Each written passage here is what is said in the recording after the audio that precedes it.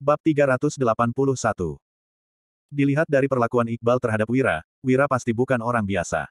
Namun, apa yang hendak dilakukannya sekarang, yakni menjebak orang secara terang-terangan, sudah terlalu angkuh. Rudy mendengkus pelan dan berkata, nggak semua orang punya kesempatan untuk menjadi orangnya Tuan Wahyudi. Nggak semua orang juga punya kesempatan bekerja bagi Tuan Wahyudi.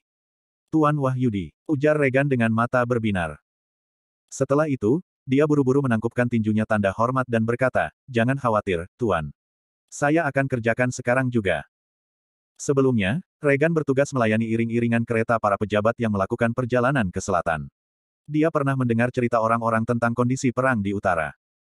Panglima Yuda menunjuk seorang pria sebagai penasihat militer. Penasihat militer bernama Tuan Wahyudi itulah yang membuat strategi perang, menembak mati Raja Tanui, membakar 30.000 infanteri bangsa Agrel, dan menggunakan formasi kerbau api untuk menyerang markas bangsa Agrel.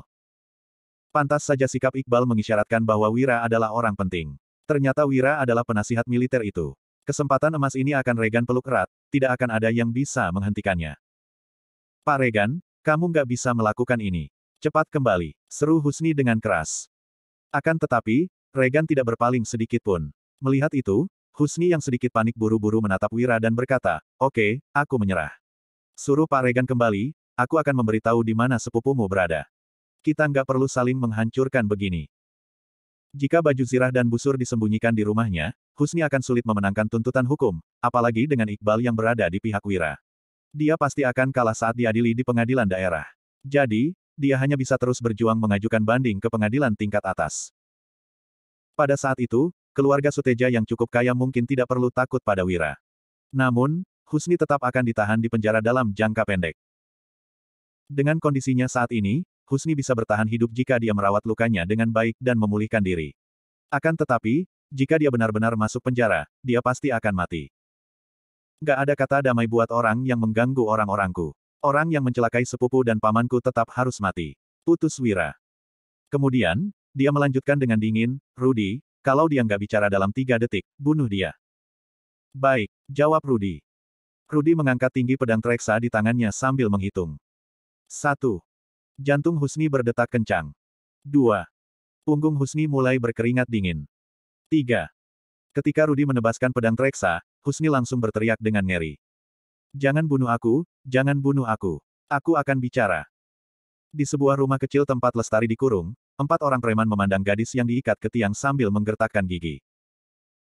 Saat ini, sekujur Lestari berlumuran darah, bahkan wajah cantiknya juga memiliki bekas cambuk. 10 jarinya membengkak karena ditusuk jarum sulaman. Kedua kakinya dibebat kuat dan sekarang menjadi merah dan bengkak hingga dia tidak sanggup berdiri dengan kokoh. Sial, gadis ini benar-benar keras kepala. Kita sudah siksa dia dengan belasan cara, tapi dia tetap nggak buka mulut. Kalau aku jadi dia, aku pasti sudah bicara dari tadi. Iya, orang miskin memang keras kepala. Kita pukul sampai mati pun, gadis ini nggak akan bicara. Sepertinya nggak akan berhasil kalau kita hanya memukulnya, gimana kalau kita cari cara lain? Cara apa? Hehe, gadis ini cukup cantik. Kita semua belum pernah mencicipi gadis secantik ini, kan? Iya, iya. Keempat preman itu mulai melepas ikat pinggang mereka dengan mata berbinar dan ekspresi kejam. Di era ini, kebanyakan wanita lebih menghargai kesucian daripada nyawa mereka sendiri. Kalian benar-benar binatang. Kalaupun aku mati, kalian nggak akan berhasil. Ayah, Kak Wira, aku akan segera mati, sampai jumpa di kehidupan selanjutnya. Ishak Lestari. Kematian hanyalah masalah kecil, tetapi kehilangan keperawanan adalah malapetaka besar. Lestari menangis terisak-isak, tetapi tekad memenuhi wajah cantiknya yang pucat. Meski harus menggigit lidahnya untuk bunuh diri, dia tetap harus menjaga kesuciannya. Brak. Mendadak, pintu ditendang dibuka, lalu sekelompok orang bergegas masuk. Siapa itu? Sesudah keempat preman itu bicara, mereka langsung ditekan ke lantai oleh orang-orang yang bergegas masuk. Rudy segera memotong tali yang mengikat Lestari dengan pedangnya. Kak Wira, apa ini benaran kamu? Aku nggak sedang bermimpi, kan? Ujar Lestari. Lestari jatuh terhuyung-huyung ke dekapan Wira. Sambil memeluk sepupunya, dia berkata sambil terisak-isak, Kak Wira, kalau kamu datang terlambat, aku mungkin sudah mati. Bab 382. Kupikir aku nggak akan pernah melihatmu lagi di kehidupan ini. Kak Wira, apa kamu tahu aku sangat merindukanmu akhir-akhir ini? Kenapa kamu baru kembali sekarang? Ujar Lestari. Ayah sudah dibawa mereka ke penjara. Orang keluarga Suteja selalu datang mengancamku setiap hari, para preman ini menggedor pintuku setiap malam. Aku sangat takut dan hampir menyerah. Aku terus bertanya-tanya, kapan kamu akan pulang? Sekarang, kamu sudah pulang, tapi aku nggak sedang bermimpi, kan? Huhuhu, keluh Lestari bertubi-tubi. Rasa tertekan, kesedihan, dan tersiksa yang sudah lama ditanggung Lestari akhirnya bisa dilampiaskannya saat ini. Di dunia ini, dia hanya punya dua kerabat, yakni ayah dan kakak sepupunya. Meskipun Lestari sering mengomel pada Wira, dia selalu menyayangi kakak sepupunya itu.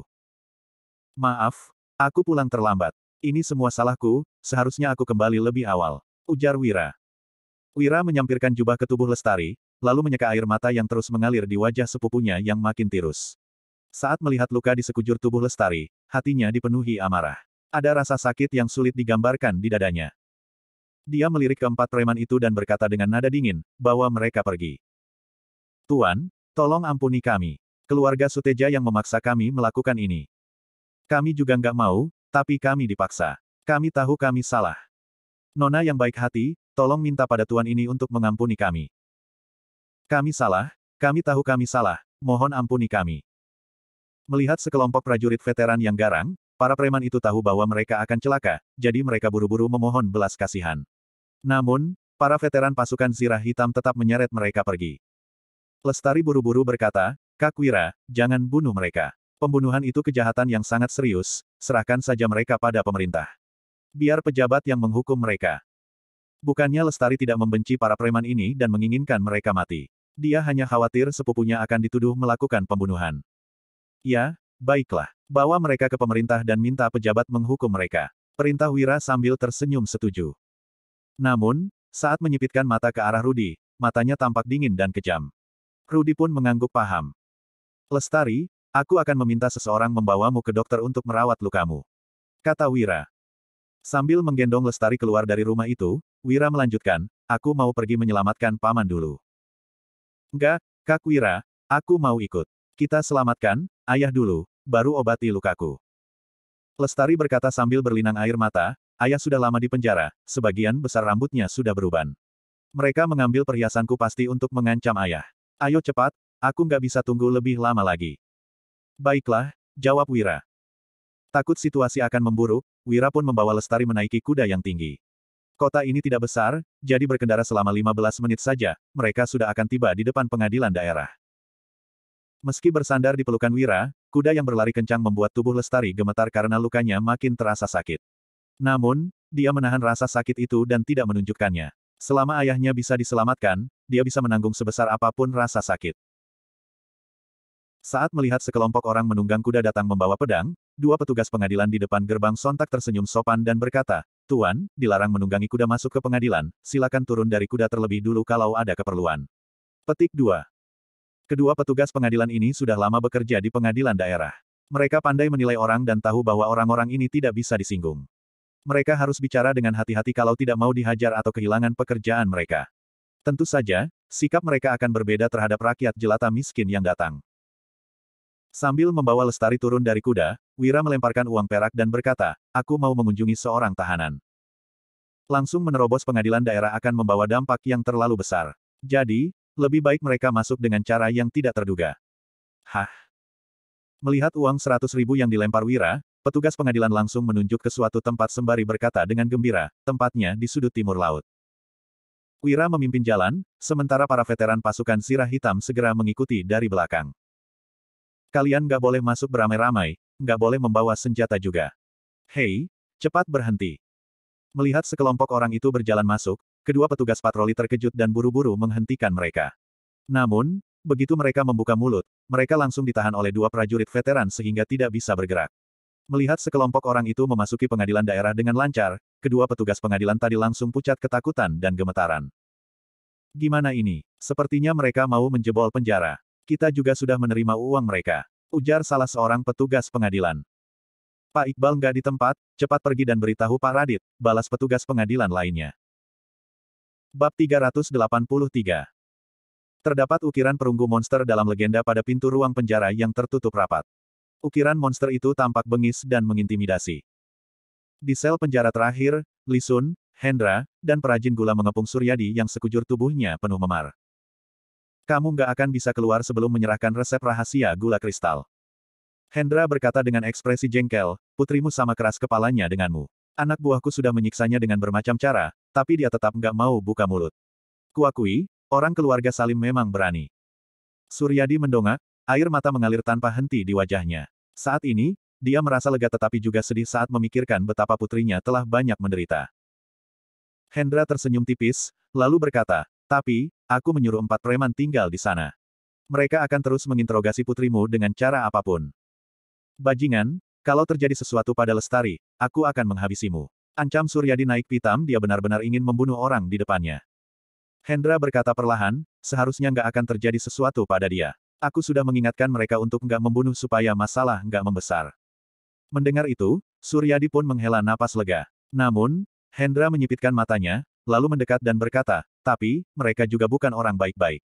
Biasanya, para janda bahkan mereka lecehkan.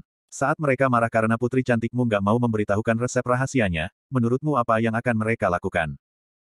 Bajingan, kalau Lestari sampai kenapa-napa, aku nggak akan pernah mengampunimu. Seru Suryadi. Seperti baru kerasukan, dia tiba-tiba menerjang maju untuk mencekik leher Hendra. Namun, Li Sun langsung menendangnya sambil berkata, jangan macam-macam. Mana yang lebih penting bagimu, kesucian putrimu atau resep rahasia gula kristal? Tanya Hendra. Dia mengusap lehernya dan mendengkus pelan, lalu melanjutkan, cepat pikirkan baik-baik. Kalau terlalu lama, meski kamu memberitahuku resep rahasianya, aku nggak akan punya waktu untuk pergi menghentikan mereka. Kalian, dasar kalian perampok. Kalian bukan manusia, kalian binatang. Maki Suryadi sambil menunjuk ke arah Hendra dan Li Sun. Air mata tidak henti-hentinya mengalir di wajahnya, dia sangat marah dan putus asa. Suryadi tidak mengerti mengapa orang-orang ini ingin mencuri resep rahasia setelah Wira setuju untuk bekerja sama. Jelas-jelas bekerja sama bisa saling menguntungkan, mengapa orang-orang ini ingin memonopoli bisnis? Hendra mencibir dan berkata, saat kamu sedang memakiku, pakaian putrimu mungkin sedang dilucuti. Kalau kamu memang mau membuang waktu, aku akan menemanimu. Keluarga Suteja bisa menjadi keluarga kaya kabupaten dan memonopoli bisnis gula di Kabupaten Uswal karena mereka menggunakan cara-cara kejam. Menurut mereka, jika menjalankan bisnis dengan jujur dan tanpa menggunakan kekerasan, mereka tidak akan bisa bertahan di dunia. Pengusaha dari keluarga besar mana yang tidak pernah menggunakan cara kotor? Kamu, ujar Suryadi. Suryadi tidak berani memikirkan apa yang sedang terjadi pada Lestari. Dia tampak bergumul di dalam hatinya, lalu akhirnya dia berkata, aku akan memberitahumu sekarang juga. Cepat pergi dan hentikan mereka. Meski hatinya sakit, Suryadi masih bisa bertahan jika putrinya hanya disiksa sedikit. Namun, dia tidak bisa menjaga resep rahasia bila harus membiarkan putrinya dilecehkan oleh orang jahat. Kita bicarakan nanti, ujar Hendra. Dia mengangkat sudut bibirnya, memperlihatkan senyuman penuh perhitungan dan licik. Kemudian, dia melirik ke arah Li Sun. Li Sun berbalik sambil menyengir, lalu membawa para petugas patroli lainnya pergi. Dalam hati, dia terus memaki, sialan, kamu takut aku tahu resep rahasianya. Aku bahkan gak tahu cara membuat gula. Sekarang, hanya ada 3 orang yang tersisa di sel penjara kecil itu. Suryadi baru hendak bicara ketika tiba-tiba, terdengar bunyi keras yang mengagetkan mereka bertiga. Siapa di sana? Pintu sel didobrak hingga terbuka. Kedua petugas patroli yang menjaga pintu terlonjak ketakutan, lalu buru-buru mengeluarkan golok mereka. Namun, 2 veteran pasukan zirah hitam menyerbu masuk dan menjatuhkan mereka dengan 2 pukulan. Para veteran pasukan zirah hitam memimpin di depan, Wira dan Lestari berada di tengah, sementara para prajurit veteran lainnya menjaga pintu di belakang. Sambil menopang Lestari, Wira masuk ke penjara dan melihat ke sekeliling untuk mencari pamannya. Sel-sel penjara dibagi menjadi 2 bagian, satu untuk tahanan biasa dan satunya lagi untuk terpidana mati. Ayah, seru Lestari. Di area tempat tahanan biasa ditahan, Lestari berteriak keras memanggil ayahnya, tetapi tidak ada tanggapan dari Suryadi. Melihat sekelompok orang itu menerobos masuk dengan berani, Li Sun yang juga berada di dalam penjara langsung gemetar. Pria bernama Wira itu benar-benar bernyali besar. Berani sekali dia membawa orang untuk menerobos penjara. Apa dia benar-benar berpikir bahwa dengan dukungan dari Iqbal, dia bisa berbuat sesukanya? Ini adalah kejahatan serius. Radit bisa memanfaatkan masalah ini untuk menghukum Wira dan bahkan menjatuhkan Iqbal. Bab 384. Namun, tidak ada satupun di antara kelompok Wira yang bisa diremehkan. Dilihat dari mata dingin dan aura membunuh mereka, sudah pasti mereka pernah mengotori tangan mereka dengan darah. Orang seperti ini kemungkinan telah berhadapan dengan situasi yang mempertaruhkan hidup dan mati di medan perang atau pernah menjadi bandit pembunuh. Namun, ini di pengadilan daerah, jadi Li Sun sama sekali tidak takut. Dia memimpin 4 petugas patroli untuk memblokir jalan dengan membawa golok sambil berkata, "Wira, lancang sekali kamu. Berani-beraninya kamu menerobos penjara pengadilan daerah. Apa kamu nggak tahu kalau ini kejahatan serius? Ini perbuatan keji yang akan membuat seluruh kerabatmu dibantai." Wira bertanya dengan sorot mata muram. "Siapa kamu?" "Dia Li Sun, kepala petugas patroli." Lestari menggertakkan gigi dan berkata, dialah yang membawa orang-orang ke toko besi, lalu langsung mencari sesuatu di bawah tempat tidur, seolah-olah dia tahu ada sesuatu yang disembunyikan di sana. Li Sun melontarkan alasan payah, "Aku pergi ke toko besi karena seseorang melaporkan kalau kalian mencuri barang Pak Husni. Aku pergi ke sana untuk menegakkan hukum." Wira lantas berkata dengan sorot mata kelam, "Tangkap dia." Setelah bertindak sebagai pion keluarga Suteja dan menjebak pamannya, beraninya Li Sun memamerkan kekuasaannya di sini. 4 veteran pasukan Zirah Hitam menghunus pedang mereka dan langsung menyerbu ke depan. "Kamu, beraninya kamu menyerang para pejabat. Ini kejahatan serius, seluruh keluargamu akan dibantai," teriak Li Sun. Namun, saat melihat para veteran pasukan Zirah Hitam mengabaikannya, dia langsung mundur dengan panik. Tadi, Li Sun mengadang Wira karena dia yakin bahwa Wira tidak akan berani menyerangnya. Bagaimanapun, Li Sun adalah kepala petugas patroli yang memiliki status resmi. Siapa sangka, Wira sama sekali tidak peduli dan langsung memerintahkan orang-orangnya untuk menyerangnya. Klang, klang. 4 petugas patroli dan Li Sun maju untuk melawan, tetapi akhirnya mereka dikalahkan oleh veteran pasukan Zirah Hitam. Jangankan pasukan Zirah Hitam, petugas patroli dan kepala petugas patroli di kota bahkan tidak bisa mengalahkan para prajurit veteran. Duk. Dengan pedang Treksa menempel di lehernya, Li Sun berlutut di depan Wira, lalu berkata dengan ketakutan, "Apa yang ingin kamu lakukan? Jangan gegabah, membunuh seorang pejabat itu kejahatan serius. Itu setara dengan pemberontakan, Pak Iqbal nggak akan bisa melindungimu." Sekelompok veteran pasukan Zirah Hitam dan prajurit veteran melempar pandangan sinis pada Li Sun. Sejak kapan Tuan Wahyudi membutuhkan perlindungan patih tingkat ke-7? Membunuh seorang pejabat adalah kejahatan serius, ujar Li Sun lagi.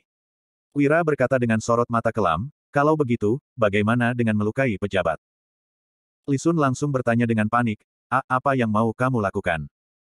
Orang seperti Li Sun ini hanya bisa dihadapi dengan cara kekerasan. Wira menyipitkan matanya dan berkata dengan dingin, "Potong salah satu jarinya." "Kamu, Ark," jerit Li Sun seraya memelototi Wira dengan marah. Saat dia hendak mengancam Wira dengan jabatan resminya, rasa sakit yang tajam mendadak terasa di tangan kirinya. Setelah Rudi memotong jari kelingking Li Sun, petugas patroli Kabupaten Uswal itu langsung berguling-guling kesakitan di lantai. Keempat petugas patroli di sebelahnya menyaksikan hal itu dengan bulu kuduk berdiri. Keringat dingin mulai membasahi punggung mereka. Wira sangat kejam, pantas saja dia mampu menghancurkan desa 3 harimau. Dia bahkan berani memotong jari Li Sun si kepala petugas patroli di pengadilan daerah.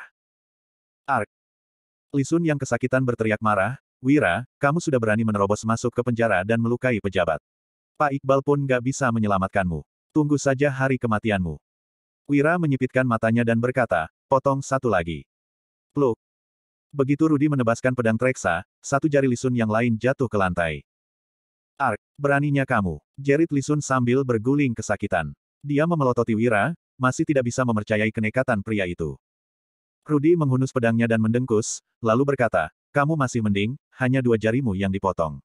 Kedua tangan dan kaki Husni saja dipatahkan." "Apa?" seru Li Sun dengan terkejut. Wira sudah gila. Dia bahkan sampai mematahkan tangan dan kaki Husni. Dia sudah terlalu nekat. "Berisik sekali, diam kamu." Wira berkata tanpa ekspresi, "Kalau teriak lagi, aku akan memotong 1 jarimu lagi."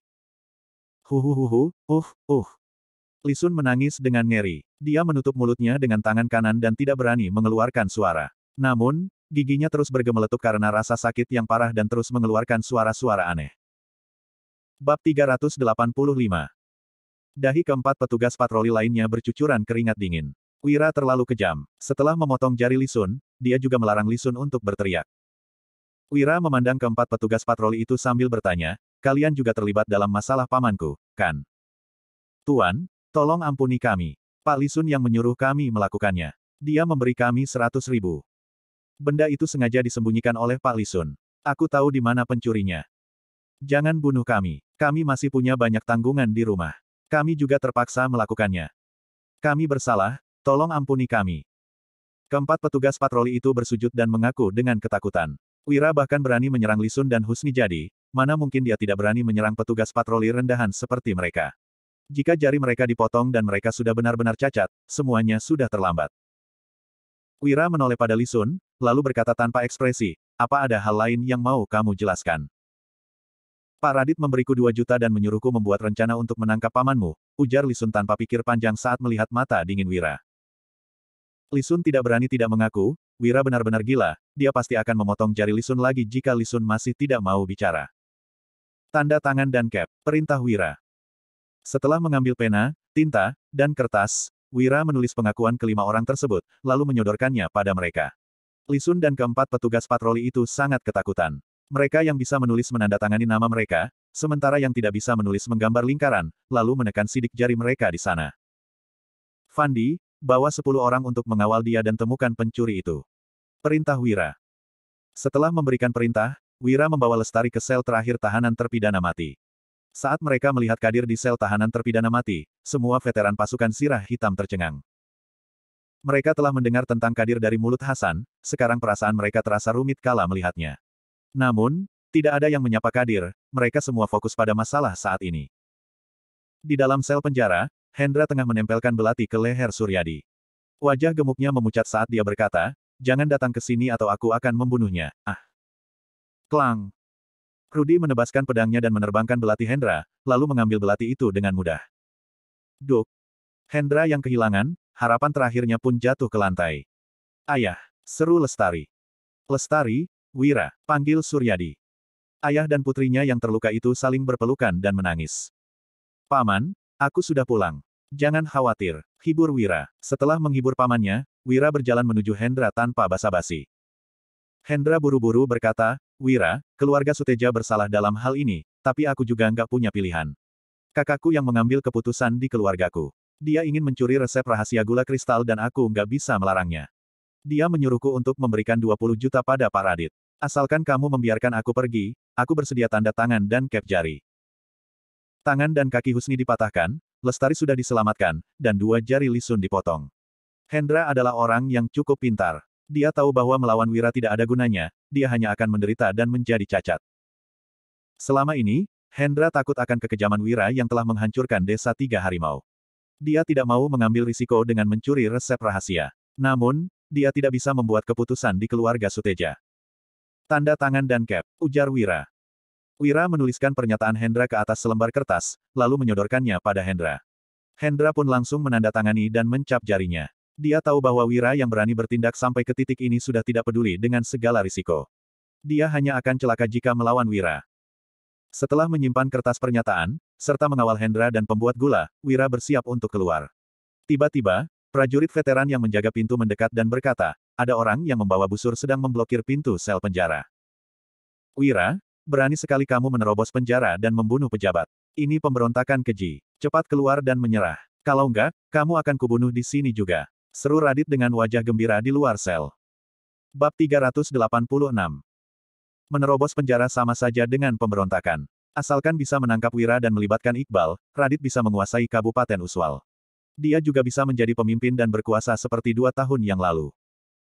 Di dalam penjara, Lestari dan Suryadi sangat ketakutan sampai wajah mereka pucat pasi. Saat ini, mereka baru menyadari keseriusan dari menerobos penjara. Sementara itu, Li Sun, Hendra, dan 4 petugas patroli tampak senang, seolah-olah melihat seorang penyelamat. Wira yang marah langsung membentak, Radit, sebagai pejabat penting pemerintahan, seharusnya kamu menegakkan hukum secara adil. Tapi, kamu malah menerima uang dari keluarga kaya kabupaten dan melanggar aturan hukum demi kepentingan pribadi. Kamu bekerja sama dengan orang lain untuk melakukan kejahatan dan menjebak warga yang nggak bersalah. Uang sogokan sebesar 2 juta gabak cukup untuk membuatmu dipecat, lanjut Wira. Terakhir kali, Radit menerima uang dari keluarga Silali. Kali ini, dia menerima uang dari keluarga Suteja. Radit sudah 2 kali mencari masalah dengan Wira dan masalah kali ini melibatkan Lestari dan Suryadi. Wira tidak bisa menahannya lagi. Raut wajah Radit berubah drastis saat berkata, pencuri, aku ini pejabat jujur yang nggak pernah korupsi. Semua orang di Kabupaten Uswal tahu hal ini. Kamu sudah mau mati, tapi masih berani bicara sembarangan. Kalau kamu masih nggak menyerah, aku akan memberi perintah untuk menyerang secara paksa. Menurut Radit, tidak sulit untuk menangkap sekelompok orang dengan 30 petugas patroli dan busur panah. Kemudian, Wira mengamati sekeliling dan berucap, Pak Radit mau menyerang secara paksa, aku serahkan pada kalian. Bagi sebagian tentara senior pasukan Zirah Hitam yang berpengalaman, menghajar beberapa petugas patroli ini sama sekali tidak memerlukan arahan Wira. Hanya pejabat yang nggak terlalu penting pun berani mengancam Tuan Wahyudi. Memang cari mati, ujar Rudi dengan sinis. Dia memerintahkan tentara pensiun untuk mengangkat papan tidur dari penjara. Dua pintu terbuka tentara pensiun mengangkat papan tidur, sedangkan tentara senior pasukan Zirah Hitam bersembunyi di belakang. 20 orang lebih menyerbu keluar. Petugas patroli yang menunggu di luar penjara tercengang. Satu persatu dari mereka menoleh dengan kebingungan sembari berseru. Ini. Ketika melihat situasi ini, Radit yang belum pernah berperang terbengong-bengong. Dia langsung berteriak saat sekelompok orang itu makin mendekat. Tembakan panah. 30 petugas patroli mengernyit. Papan tidur sangat tebal, mana mungkin bisa ditembus. Namun, Radit memberi perintah kepada mereka untuk menembakkan panah. Panah yang ditembakkan tertancap di papan tidur, bulu panah pun bergetar tanpa henti. Sebelum panah kedua ditembakkan, tentara pensiun membalikkan papan tidur, lalu tentara senior pasukan Zirah Hitam menyerbu. Radit terkejut, dia berseru dengan wajah yang pucat pasi, hentikan mereka. 30 petugas patroli membuang busur panah, lalu mengeluarkan pedang ekor kerbau dan bergegas maju. Radit mengembuskan napas lega. 30 petugas patroli melawan 9 tentara. Dengan keunggulan ini, Radit yakin bisa mengendalikan para tentara itu. Namun, Radit tertegun ketika melihat mereka bertarung. Tentara senior pasukan Zirah Hitam tidak mengeluarkan pedang treksa dari sarung, melainkan langsung menjadikannya tongkat untuk memukul para petugas patroli. 30 petugas patroli sama sekali tidak mampu melawan. Dalam sekejap, mereka pun dikalahkan. Radit baru tersadar, lalu segera kabur. Akan tetapi, leher Radit dicekik ketika dia baru mulai berlari. Dia berteriak, kalian berani sekali. Aku ini pejabat penting pemerintahan, apa kalian mau memberontak? Kalian akan mendapatkan hukuman berat. Rudi tidak memedulikan Radit. Dia mengangkatnya, lalu melemparkannya ke depan Wira. Niat membunuh Wira meluap ketika menatap pejabat serakah ini serta Lestari dan Suryadi yang terluka parah.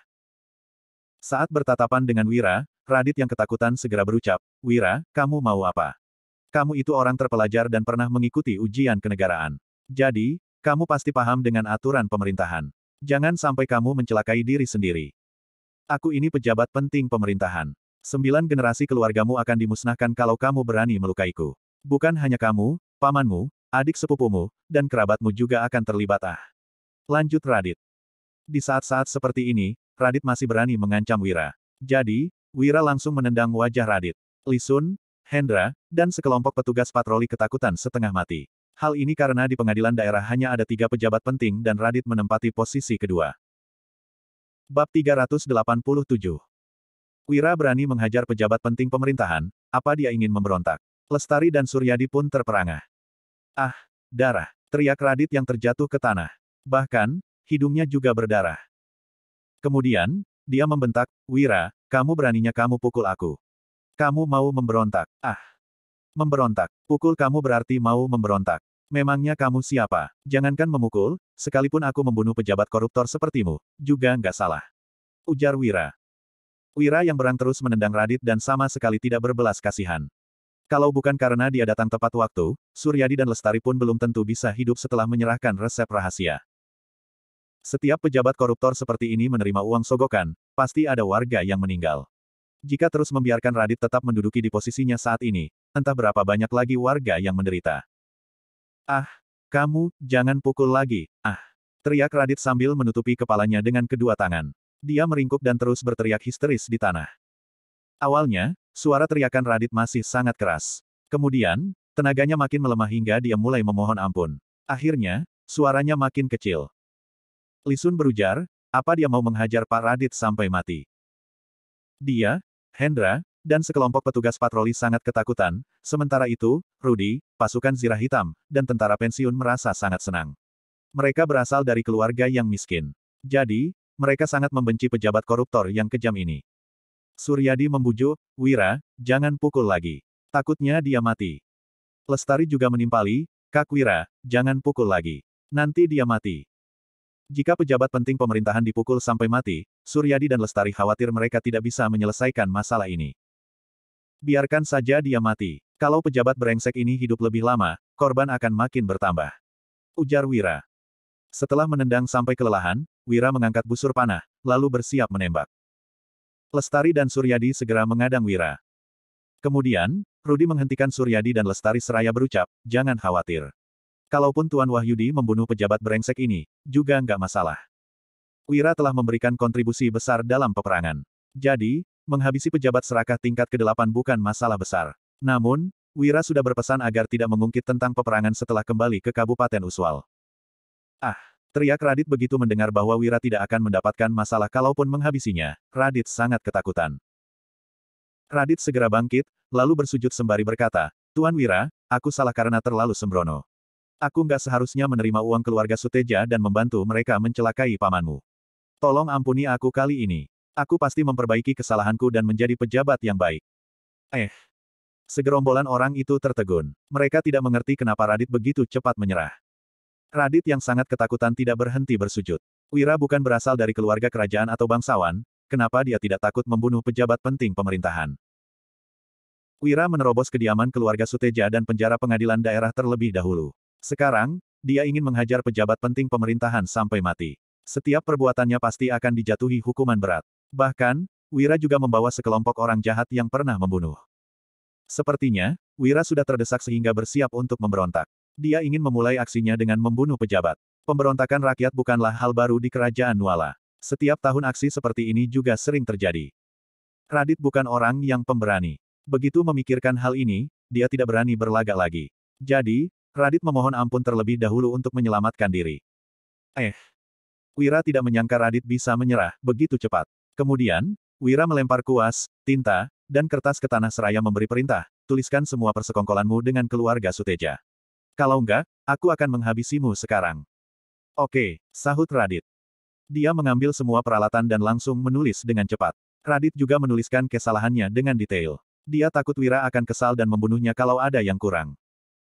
Kemudian, Radit membubuhi tanda tangan dan cap, lalu mengangkat kertas dengan kedua tangan sambil berseru, Tuan Wira, coba kamu periksa. Radit harus tunduk untuk menenangkan Wira terlebih dahulu. Setelah itu, dia akan mencari kesempatan untuk mengabari Fadil. Dengan begitu, Fadil bisa mengerahkan anggotanya untuk menangkap Wira. Bab 388. Pada saat itu, kertas ini akan dihancurkan sehingga sama sekali tidak bisa dijadikan bukti untuk membuat Radit mengakui kesalahannya. Sebaliknya, Wira akan ditangkap karena menjadi pemimpin dalam penangkapan orang dan pemberontakan. Kemudian, Radit akan menurunkan Iqbal dari jabatannya. Dengan demikian, dia tetap akan menguasai Kabupaten Uswal. Melihat surat pengakuan yang sangat detail, bahkan dibubuhi cap jari dengan darah, Wira sangat puas. Dia melambaikan tangan seraya memberi perintah, tahan di aula utama. Tentara pensiun pun membawa Radit, Li Sun, dan para petugas patroli masuk ke aula utama. Tak lama kemudian, Fandi membawa petugas patroli untuk menangkap pencuri yang menyimpan Liontin Giok. Sementara itu, Regan dan beberapa tentara pensiun mengangkat Husni yang cacat, serta baju zirah dan busur panah ke aula utama pengadilan daerah. Wira yang memegang setumpuk surat pengakuan menunggu di depan pintu pengadilan dengan tenang. Di luar pengadilan daerah, banyak warga celingak-celinguk dengan ekspresi penasaran. Setelah beberapa saat, seekor kuda memasuki pengadilan daerah dan satu sosok turun dari kuda. Iqbal merasa lega saat melihat Wira yang berdiri di aula utama. Iqbal langsung berlutut seraya berucap, Tuan, aku memang tidak berguna karena tidak melindungi keluargamu dengan baik. Wira berjuang mati-matian demi kerajaan Nuala di wilayah utara. Dia menembak mati Raja Tanui dan mengalahkan 100.000 kavaleri bangsa Agrel.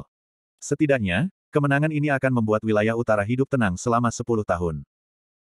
Namun, pemerintahan yang dikuasai oleh orang-orang licik malah tidak memberi Wira gelar. Benar-benar mengecewakan. Selain itu, di kabupaten setempat juga ada pejabat dan pengusaha yang bersekongkol untuk mencelakai keluarga Wira. Mereka ingin merebut resep rahasia Wira. Iqbal malah tidak melindungi keluarga Wira dengan baik. Sepanjang perjalanan, Iqbal merasa bersalah dan juga marah. Kenapa kerajaan Nuala memperlakukan orang yang berguna untuk negara seperti ini? Iqbal benar-benar kecewa. Rakyat yang berada di luar pengadilan, pejabat kecil di dalam pengadilan, kepala petugas patroli, Hendra, Husni, Suryadi, Lestari, bahkan Radit pun tercengang. Tidak ada yang menyangka Iqbal bisa berlutut kepada Wira. Wira yang awalnya tidak berniat untuk bersikap ramah kepada Iqbal berucap sembari mengerutkan dahi, kamu itu terlalu jujur, semuanya harus mematuhi aturan. Tapi, semua ini hanya berguna untuk orang baik, bukan untuk orang jahat. Jadi, aturan itu hanya bisa dijalankan untuk orang baik, bukan orang jahat. Kamu harus menjadi lebih jahat saat menghadapi orang jahat. Kalau enggak, sekalipun menjadi pejabat jujur, kamu juga nggak akan bisa menyejahterakan rakyat dan melakukan apa yang kamu inginkan, lanjut Wira. Iqbal menyahut sambil memberi hormat, aku paham. Putro juga pernah menasihati Iqbal seperti ini, tetapi Iqbal kesulitan untuk melaksanakannya. Sudahlah, kamu berdiri dulu, seru Wira. Kemudian, dia menyerahkan setumpuk surat pengakuan kepada Iqbal dan berpesan, semua kesalahan mereka tertulis di sini, cepat selesaikan kasus ini. Aku harus kembali ke Dusun Darmadi sebelum malam. Baik, Tuan, sahut Iqbal yang menerima surat pengakuan tersebut. Setelah itu, dia berlari ke aula utama, lalu berteriak pada petugas pengadilan yang termenung, kenapa kalian masih bengong? Cepat siapkan proses pengadilan. Bukannya Wira mau memberontak, kenapa malah memulai proses pengadilan? Gumam Radit. Dia yang berlutut di aula utama merasa ada yang tidak beres, tetapi tidak berani berkomentar. Saat ini, petugas pengadilan dan petugas patroli bukan lawan dari bawahan Wira. Para petugas pengadilan yang awalnya tertegun segera mengetuk papan kayu dan berteriak, pengadilan dimulai. Proses pengadilan pun langsung diadakan karena adanya bukti yang jelas, surat pengakuan dari berbagai pihak, ditambah Wira yang menunggu di luar. Tidak ada yang berani membantah sehingga proses interogasi berjalan sangat lancar. Dalam waktu 1 jam, seluruh persoalannya menjadi jelas. Kemudian, Iqbal menjatuhkan vonis, Husni dan Hendra dari keluarga Suteja terobsesi dengan keuntungan sehingga menyogok pejabat dan mencelakai warga yang tidak bersalah. Semua buktinya sah. Mereka juga menyimpan baju zirah dan busur di kediaman. Ini adalah pemberontakan dan merupakan kesalahan besar. Seluruh kekayaan mereka akan disita dan mereka akan dipenggal, lanjut Iqbal.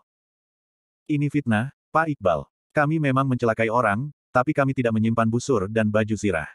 Mohon Pak Iqbal selidiki dengan jelas.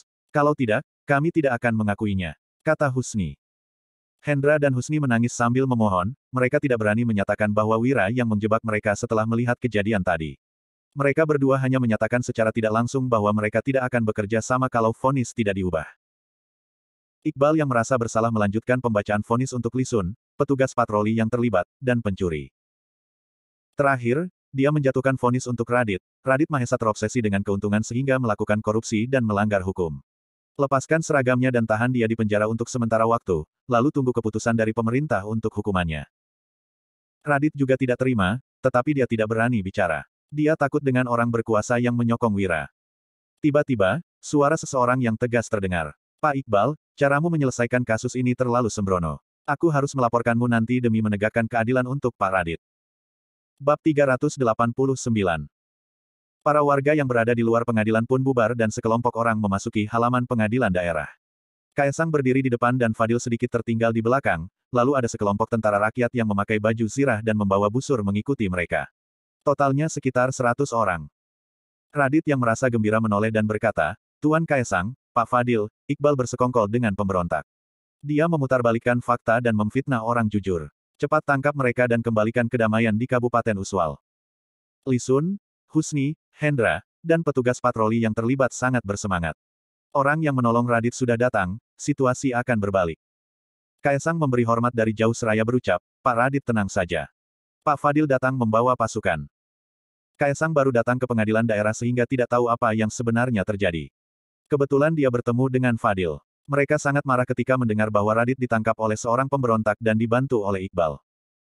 Pak Radit, aku membawa 100 prajurit. Siapapun yang memberontak nggak akan bisa kabur, ujar Fadil. Kemudian, dia menegakkan tubuhnya seraya berbicara dengan antusias, Pak Iqbal, benar, kan? Sebagai jenderal militer, sejak awal Fadil sudah mendapatkan kabar tentang masalah yang terjadi di pengadilan daerah. Namun, katanya bawahan Wira sangat kuat sehingga petugas patroli pengadilan daerah tidak mampu menangkap mereka. Itulah sebabnya, Fadil mengerahkan pasukannya. Iqbal bersekongkol dengan pemberontak, sedangkan Radit dihajar dan dipermalukan. Fadil tentu harus menyelamatkan situasi. Apalagi, mereka diawasi oleh inspektur istana. Meskipun tidak bisa dibandingkan dengan kontribusi besar seperti mengalahkan bangsa Agrel, tindakan ini juga termasuk memusnahkan sebuah aksi pemberontakan. Hal ini juga cukup untuk membuat Fadil naik jabatan. Raut wajah pasukan zirah hitam dan tentara pensiun menjadi muram. Mereka tanpa sadar menggenggam pedang. Pada saat-saat seperti ini, sekelompok pejabat koruptor masih berniat memfitnah Wira. Dasar tidak tahu diri. Wira tetap terlihat tenang. Dia makin memahami seluk-beluk pejabat kerajaan Nuala. Raut wajah Iqbal menjadi muram dan dia menjelaskan, Tuan Kaisang, Pak Fadil, kalian bisa langsung tahu siapa yang benar dan salah dalam kasus ini setelah memeriksanya. Aku harap kalian bisa bersikap adil dan jangan merusak karir sendiri. Kaisang menimpali dengan tegas, aku tidak memikirkan kepentingan sendiri dan hanya mau menegakkan keadilan.